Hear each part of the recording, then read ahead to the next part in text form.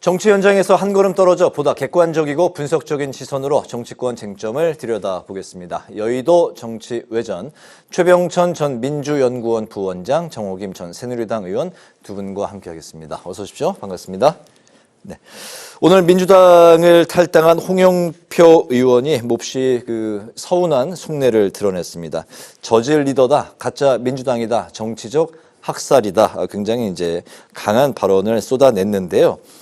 이분이 이제 하위 평가 10%로 30% 이제 감산, 또 경쟁 신인들 10% 플러스해서 이제 40% 정도의 자신의 이제 그 경선에서 이제 불이익을 감수하고도 경선을 하겠다 했는데 경선조차 받아들여지지 않았다 이렇게 밝혔습니다. 임종석 전 실장 잔류에도 이제 동의하지 않고 자신의 길을 선택한 탈당을 선택한 홍영표 의원의 결정. 두 분 어떻게 보셨는지, 그리고 이제 인천 부평을에 대한 이제 출마 의지도 밝혔었는데요. 먼저 최병천 부원장님부터 들어볼까요? 홍영표 의원이 민주당 당대표를 출마했었어요. 대선 직전에 했을 때 송영길 대표가 선출되었던 바로 그 선거. 네. 그때 전당대회 때 홍영표 대표가, 당시 이제 홍영표 의원이죠. 홍영표 의원이 친문 진영을 대표해서 나와가지고 네. 실은 친문 진영의 원내 수장으로 볼 수 있는 거죠. 그래서 임종석 씨는 전 문재인 정부 비서실장이라는 상징성이 있던 거고, 네. 홍영표 의원은 이제 당 대표로 출마했었다라는 어떤 수장 역할. 그리고 이제 또 한편에 원내에서 이제 민주주의 4.0을 하는 분은 전해철 의원이 있거든요. 네. 그런 점에서 임종석 전 비서실장만큼의 어떤 주목도라든가 비중은 아니지만 실은 원내 비중은 그에 뒤지지 않는 분이라는 점에서 이제 뉴스가 좀 의미가 있는 걸로 볼 수가 있고요. 네. 그리고 앞에서 말씀하신 사선이시죠. 그렇죠. 네. 그리고 또 원래 노동운동도 했었고 부평에서 아주 단단한 지지 기반을 갖고 계신 분인데, 네. 그런데 이게 이제 뭐랄까 좀 화가 났다 그럴까요?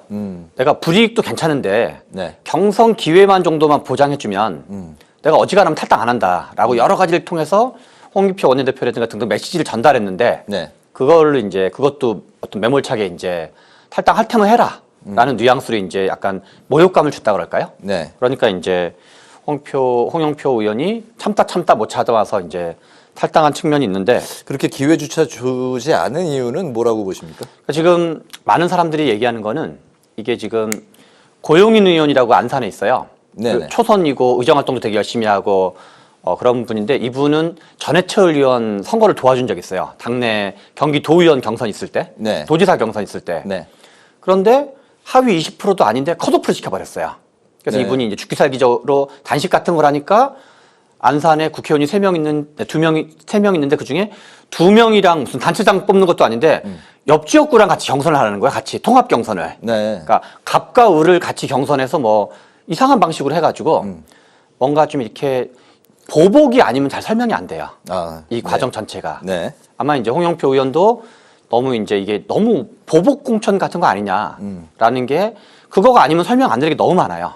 그런 점에서 이제 아마 감정이나 이제 그런 것까지 포함돼서 아마 이제 탈당한 게 아닌가 싶습니다. 네네. 정호김 의원님. 네. 홍영표 의원은 친문 좌장입니다. 대외적으로는 임종석 실장이 더 인지도가 높을지는 모르나, 네. 친문계의 좌장 그러면은 홍영표 의원인데, 지금 말씀하셨듯이 경선 기회라도 달라 그랬는데 무시됐어요. 네. 근데 최근에 지난 대선에서 배우자실 부실장이었던 여성 인사가 처음으로 생긴 무슨 여성 전략 지역해가지고서 그 호남에서 요번에 단수 공천이 돼서 굉장히 시끄러워졌습니다. 네. 그러자 그 단수 공천된 여성 인사가 그럼 차라리 경선하게 해주세요. 권양엽 맞습니다. 그래서 네. 그 경선이 결정이 됐거든요. 네. 근데 홍영표 의원의 경우는 경선하게 해주세요. 경선이라도 하게 해주세요 그랬는데, 이 부분은 지금 완전히 배제되는 상황이잖아요. 이거는 누가 보더라도 친문 숙정 내지는 친문 학살이라고 해도 할 말이 없을 것 같다라는 생각이 들고요. 지금 임종석 전 실장의 경우는 당을 떠나지 않겠다라는 것은 아무데도 출마하지 않는다는 거예요. 그런데 이제 홍영표 의원은 본인의 지역구인 부평을에 출마하겠다라는 입장을 지금 굳히고 있지 않습니까? 네. 이렇게 되면 민주당 표는 그 지역에서 나눠질 수밖에 없습니다. 더군다나 4선이나 했는데 그럼 나눠지게 되면 수도권에서는요, 아무리 유리한 지역이라 하더라도 표가 나누어지면은 제3자가 어부지리를 받을 수밖에 없어요. 국민의힘이 지금 어부지리로 될 그래서 가능성이 높다는 예, 거죠. 그걸 뻔히 홍영표 의원이 알면서 네. 왜 탈당을 하고 이런 결단을 할 수밖에 없는지 이 부분에 대해서 이재명 대표는 굉장히 곱씹어야 될 상황이에요, 사실은. 네. 오늘이 바로 이제 민주당의 경선 빅데이입니다. 오늘 밤 10시 이제 발표 예정으로 되어 있는데 20곳, 무려 이제 20곳의 경선 결과가 예정돼 있습니다. 물론 이제 1차에서 과반이 나왔을 경우가 이제 최종 발표가 되고 2차까지 갈 경우에는 오늘 발표가 안 날 수도 있는 그런 상황인데요. 어쨌든 그 비명 현역대 친명 대결 지역이 꽤 많이 이제 포함이 돼 있어서 더 눈길을 끌고 있는데 오늘 발표될 경선 결과에 따라서 또다시 탈당으로 가느냐 아니면 이제 어쨌든 그 내홍의 도화선이 또다시 이제 불씨가 당겨질 것이냐 여러 가지 이제 관측들이 나올 수밖에 없는 상황이네요. 네. 네, 지금 임혁백 전략공관위원장이 네. 전 정부 책임론을 했던 게 2월 5일 날이에요. 처음으로 이제 그 얘기를 해서 그 뒤로 이제 뭐 임종석은 되냐 안 되냐, 추미애는 되냐 안 되냐 이런 얘기를 하면서 네. 논란이 시작되었고 거의 한 달 내내 네. 민주당 뉴스는 좋은 뉴스가 거의 등장한 적이 없어요. 계속 우리가 정치를 득점, 본전, 실점 이렇게 세 가지로 본다고 치면 정치 네. 뉴스를 계속 실점 뉴스만 계속 나온 거죠. 그런데 지금 민주당 지도부는 며칠 전에 이제 우리 곽상원 종로 출마 그 네. 종로 후보에 그 이재명 대표가 이제 지원 유세를 갔거든요. 그래서 노무현 대통령의 사위이기도 하고 이제 서울 종로이기도 하고. 네. 그래서 지금 당 지도부는 뭔가 국면이 전환되길 되게 원하고 있어요. 조국 대표를 만난 것도 그런 거의 연장으로 봐야 되는데. 네. 그런데 실은 여기서 이제 가장 박용진 지역구, 뭐 강병원, 윤영찬, 뭐 김한정 이런 분들이 일종의 약간 뭔가 비명이거나 불이익을 받은 분들의 대표적인 분들이에요. 네. 요 분들이. 그래서 특히 이 중에서 이제 가장 상징적인 분은 이제 박용진 의원으로 볼 수 있는데. 네. 박용진 의원은 의정 활동을 열심히 했다는 거에 대체로 뭐 비명이든 친명이든 뭐 국민의힘 의원이든 별로 이견이 없거든요. 네. 이분을 뭐 지지하냐 아니냐를 떠나가지고. 그런데 하위 20%, 하위 10%죠 정확하게는. 네. 그래서 하위 10%라는 마이너스 30%라는 엄청난 불이익을 감수한 상태에서 네. 만약에 박용진 의원이 오늘이 됐건 아니면 결선 투표가 됐건 떨어졌다. 그거는 이 또 다른 약간 파장을 일으킬 가능성이 매우 높다고 봐야 돼요. 3인 경선이죠. 정용진, 네, 지금. 박용진, 정봉주, 이승훈 변호사. 네, 그래서 결과 좀 어떻게 예측하세요? 확률적으로는 떨어질 확률이 높다고 봐야 돼요. 박용진 의원이. 아, 네. 그러니까 오늘 떨어지든 한 박자 있다가 이제 결선에서 떨어지든 왜냐면 이게 마이너스 30%라는 게 어마어마한 감점이거든요. 네. 그래서 막 뭐라 그럴까? 모래주머니 한 10개를 다리다가 달고 뭐 500m 달리기 하는 거여가지고 이게 이기는 게 쉽진 않죠. 그리고 이겨서 돌아오면 정말 대단한 거가 되는 건데 박용진 의원이. 네. 그런 점에서 박용진 의원한테 뭔가 이제 안 좋은 그러니까 박용진 의원이 떨어지고 지금 이제 상대적으로는 이제 정봉주 전 의원이 경쟁자일 텐데 네. 정봉주 의원이 되고 박용진이 떨어졌다. 그건 아마 민주당 전체 지지율을 또 일정 부분 떨어뜨릴 가능성이 매우 높다. 그런 뉴스를 볼 수 있을 것 같습니다. 오늘 경선 결과에 따라서 당의 내홍이 더 심화될 수 있다. 아니다. 그렇게 본다. 짧게 들어볼까요? 내용은 더 심화될 가능성이 있다고 봐야 되는 거죠. 알겠습니다. 그리고 국민들이 뭔가 민주당 좀 너무하네 라는 인식이 좀 더 확산되겠죠. 네. 정호김 의원님은 오늘 그 민주당의 경선 그 지역 중에서 어디를 가장 좀 관심 있게 보실까요? 물론 그 박용진 의원의 보도가 제일 많이 나왔기 때문에 네. 그게 하나의 지표처럼 느껴질 거예요. 유권자들 입장에서는. 네. 이미 그 여론의 추이를 보면 민심이 상당히 돌아섰어요. 처음에 불과 한두 달 전만 하더라도 이 선거는 민주당이 아주 그 낙승할 것처럼 인식했던 사람들이 많은데요. 네. 사실은 이 공천의 과정을 계기로 해가지고 스스로 자폭하는 상황으로 지금 계속 만들고 있는 상황입니다. 그런데 만약에 그 비명으로 알려진 박용진이나 또는 이제 친문계 의원들이 불이익을 당하면서 만약에 경선에 승리하잖아요. 네. 그렇게 되면 이 사람들은 당에서 상당히 굳건한 위치를 점할 것 같아요. 네. 그런데 만약에 이 사람들이 경선에 떨어지지 않습니까? 그러면 또 최 부원장 말씀하신 대로 그거 자체가 이재명 공천 학살이 어느 정도인지를 또 보여주는 방증이 돼갖고 네. 되든 안 되든 지금 이 경선의 결과는 이재명 지도부에 그렇게 썩 유리하지 않는 그런 상황이 될 수밖에 없는 것이고요. 네. 조금 전에 홍영표 의원을 포함해서 또 탈당한 사람들이 만약에 거기서 선거에서 승리해서 당선이 되잖아요. 네. 이렇게 되면 이재명 대표 스스로 만든 이 구도, 자기를 중심으로 해서 당 권력을 장악하려고 했던 이 시도가 네. 오히려 자기를 옥죄는 사슬처럼 될 가능성이 상당히 많아요. 그런데다가 이제 지금 경선에서 떨어지더라도 벌써부터 여야 간의 신경전이 굉장히 날카롭고요. 네. 그래서 보궐선거가 상당히 많을 거라는 예측을 벌써부터 하고 있거든요. 그렇기 때문에 아무튼 오늘 밤에 이 경선 결과는 네. 어떻게 나오든 간에 이재명 대표를 중심으로 한 친명계가 한숨 돌리기는 쉽지 않은 네. 그런 상황을 또 한 번 만들 것이다라고 보여요. 저희 방송 전에 경선 결과가 나왔으면 저희가 바로 알려드리고 이제 속 시원하게 결과를 말씀드리고 그 상황에 대해서 또 이제 논의를 했으면 좋았을 텐데 굉장히 늦은 밤에 결과가 이제 나오니까 지켜봐야 될 것 같습니다. 이낙연 대표에게는 이제 탈당 현역 의원들이 나오는 이 상황이 결코 이제 기분 나쁘지 않은 상황일 것 같습니다. 서른 의원 같은 경우는 앞으로 이제 탈당파들이 최소한 6, 7명이 더 있을 거다 이렇게 예상을 했는데 지금 오늘 현역 의원이 만약 경선에서 이제 그 떨어지는 의원들이 이제 다수 나오게 된다면 과연 이분들이 탈당으로 이어질 것으로 보시는지 하고 현재 이제 지지율에 이제 좀 부진을 겪고 있는 새로운 미래에게는 어떤 좀 반전의 계기가 될 수 있을지 최 부원장님부터 들어볼까요? 우리가 일단은 탈당을 할 가능성 거의 없다고 봐야 되고요. 그거는 네. 이제 시청자분들 중에 이제 모르시는 분들도 있어서 약간 설명을 드리면 이인재 방지법이라는 게 있어요. 이인재. 예, 이인재 씨 97년 대선에서 네. 당시에 이제 이회창 씨랑 이인재 씨가 대통령 경선을 했는데 이인재 씨가 졌어요. 네. 이회창 후보가 이기고. 그런데 경선에서 졌는데 이 사람이 따로 또 출마를 했어요. 근데 무소속으로 나갔나요? 그렇죠. 따로 이제 당을 하나 그때 만들긴 했었죠. 그래서 97년도에 김대중 후보가 네. 당시에 이제 김대중, 이회창 둘이 경선을 하는데 외환위기 직후였었죠. 네. 대통령 선거를 하는데 이인재 씨가 당시에 480만 표를 가져갔어요. 어마어마한 표를 가져가가지고 김대중 대통령이 최초로 민주당이 그 5.16 이후에 처음으로 민주당 계열이 승리를 한 거거든요. 네. 그래서 정치권에서 아니 경선을 했으면 경선을 승복을 해야지. 기껏 경선했는데 나중에 출마를 해버리면 네. 안 된다 그래서 여야의 공감대가 만들어진 게 뭐냐면 경선에 참여한 사람은 본 선거에 출마할 수 없는 그걸 이제 국회에서는 정치권에서 흔히 이인재 방지법이라고 표현을 해요. 뭐 일종의 뭐 페어플레이 정신을 지켜라. 그렇죠. 그런 이제 건가요? 이인재 씨 같은 사례가 나오지 못하도록. 네네. 그래서 지금 컷오프를 당한 사람은 출마할 수 있어요.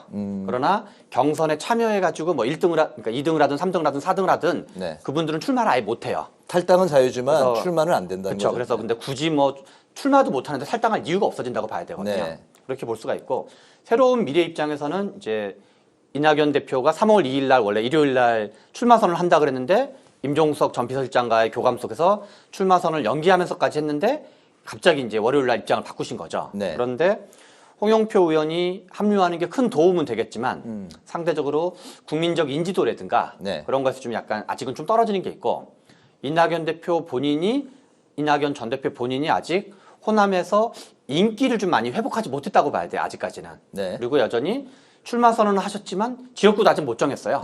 그런 점을 봤을 때 지지율이 반등할지 여부는 좀 아직은 좀 신중하게 볼 필요가 있는 것 같습니다. 추가 탈당파도 많지 않을 것이고 거의 없을 거로 생각이 듭니다. 그것이 새로운 미래에게 큰 동력까지 또 이어질지도 좀 신중하게 지켜봐야 된다. 없는 것보다는 낫긴 하겠지만 매우 미약할 걸로 예상된다. 그렇군요. 네. 그렇기 때문에 경선을 시키는 거예요. 경선을 하면 결과에 승복할 수밖에 없기 때문에 네. 탈당의 의미가 없거든요. 그러면은 지금 그 친명계가 아닌 사람들은 아무튼 요번에 어떤 공천의 기회를 얻지 못한다 하더라도 몇 번의 기회가 있어요. 당 대표 경선도 있고요.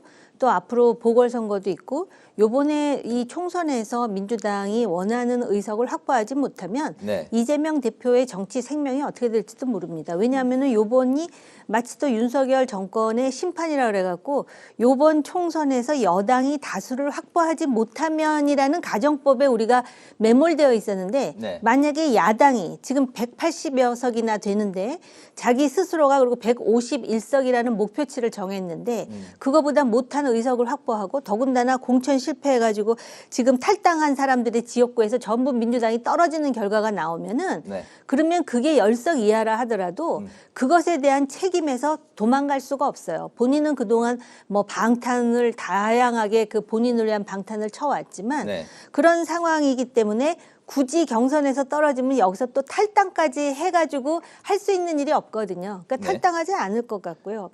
그다음에 이낙연 대표의 새로운 미래는 뭔가 이렇게 외부에서 제3자가 보기에 뭔가 이렇게 다이나믹해 보이지는 않아요. 그런데다가 지금은 그 국회라든지 이 정치권에서 뭔가 나이와 상관없이 좀 젊고 박진감 있게 뭔가가 이루어지기를 바라는데 네. 신중하다 뭐 이런 거 뭐 경륜이 있다 이런 인상은 줄지 모르지만은 뭔가 신박하고 새롭고 활기가 넘치고 그걸 아직 보여주지 못했어요. 네. 그래서 제가 볼 땐 호남 유권자들이 상당한 심리적 딜레마를 느끼게 되지 않을까 그런 생각마저 들어요. 네, 국민의힘 상황으로 이제 넘어갈 텐데요. 국민의힘은 이제 정 의원님부터 여쭤볼까 하는데 뭐 숨차지 않으시면 바로 네. 먼저 대답을 해주실까요? 네, 국민의힘도 이제 컷오프된 현역 의원들의 반발로 이제 시끄러운 상황입니다. 이채익 울산 남갑 3선인데 무소속 출마 의지를 밝혔고 유경준 강남구평 그다음에 홍석준 대구 달서구갑 여기 이제 유영아 변호사가 이제 공천이 됐죠. 안병길 부산 서동구인데 특히 이제 유경준 의원은 경쟁력 평가에서도 자신이 1위였다 이렇게 이제 밝혔기 때문에 더 반발이 센 상황이고 홍석준 의원은 시스템 공천은 거짓말이다. 하면서 오늘 기자회견에서 굉장히 강력하게 재심을 요청한 상황입니다. 어떻게 보셨습니까? 저는 그 한동훈 위원장과 공관위가 굉장히 영리한 공천을 한다고 보여져요. 저는 영리하다라는 거는 네.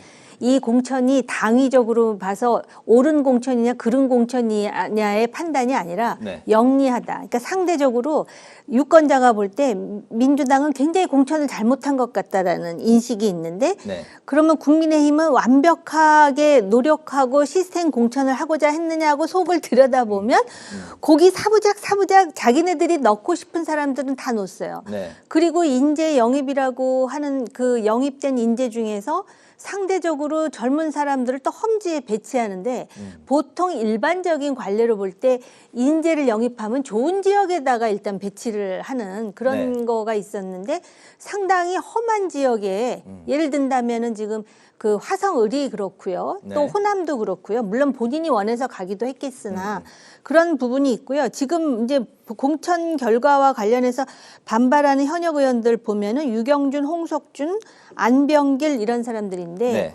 유경준 의원 같은 경우는 강남병입니다. 네. 근데 강남병에 지금 삼성전자 사장 출신을 공천을 시켰거든요. 고동진 전 사장. 그러니까 이제 유경준 의원이 반발하면서 내가 여기 1등이었다. 압도적인 1등이었는데 그러면 시스템 공천이라고 하면서 그렇게 나를 컷오프하고 단수 공천한 이유가 무엇인지를 밝히라 이러니까 지금 당에서 무슨 얘기를 하냐면 유경진을 다른 데로 지금 재배치를 설득하겠다는 거예요. 네. 그러니까 원래는 현역이 너무 많아서 지금 마치 또 이제 그 현역을 물갈이하는 차원에서 컷오프한 것처럼 하면서 현역을 또 다른 곳에 지금 재배치를 꽤 하지 않았습니까? 네. 그래서 지금 다른 곳에 재배치하면 아마 민주당 탈당한 의원들 그래서 민주당 표가 나눠지는 곳으로 재배치가 될지도 모르겠어요. 그런 상황이고 홍석준 의원 같은 경우는 박근혜 대통령과 상당히 그 가까운 관계에 있는 유영하 변호사를 단수 공천하니까 이제 반발하는 거거든요. 그런데 그래서 그것 때문에 뭐 탄핵의 강 또 조국의 강 그러는데요.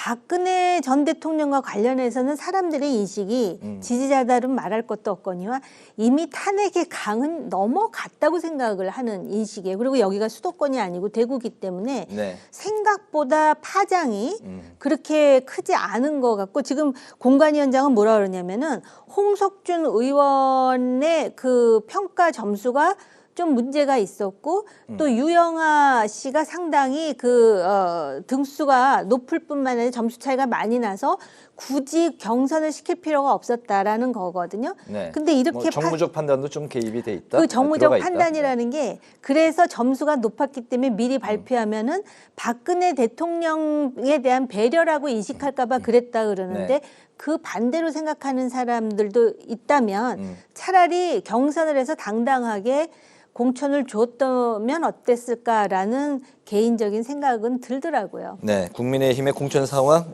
어떻게 보셨을까요? 홍석준 의원이 이제 이 시스템 공천은 거짓말이다라는 말은 이제 맞는 말이기도 하고 이제 반은 맞고 반은 틀린 말인데 네. 이제 뭐 어떤 부당함을 얘기하시는 거고 또 한편으로는 시스템이 작동하고 있는 거죠. 여기서 작동하는 시스템은 박근혜 추천 시스템이 작동하고 있는 거죠.